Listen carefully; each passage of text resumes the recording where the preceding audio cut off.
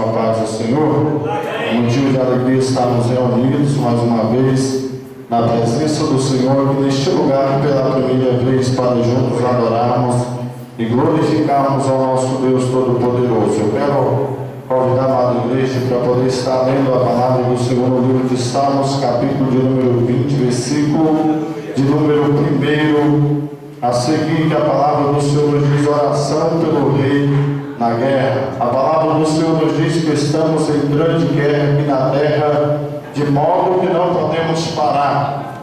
Aleluia, nos diz assim a palavra do Senhor: o Senhor te ouça no dia da tua angústia, o nome do Senhor Deus de Jacó te proteja, envie-te socorro desde o seu santuário e te sustenha desde Sião. Lembre-se de todas as tuas ofertas e aceite os teus holocaustos. Conceda-te conforme o teu coração e cumpra todo o teu desígnio.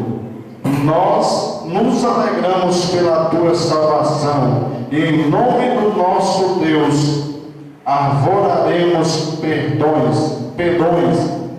Satisfaça, ó Senhor, todas as tuas petições. Amém? Glória seja dada ao nome do Senhor.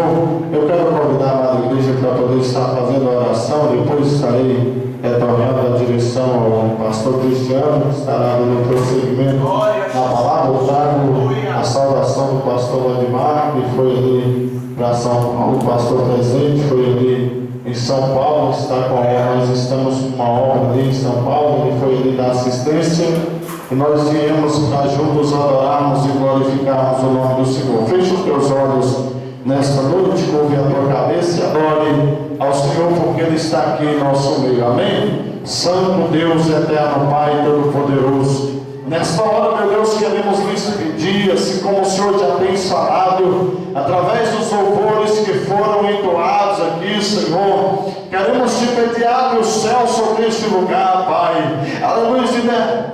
Derrama sobre nós aquilo que o Senhor preparou para nós neste dia, Deus. Aquilo que o Senhor enviou os teus anjos para poder entregar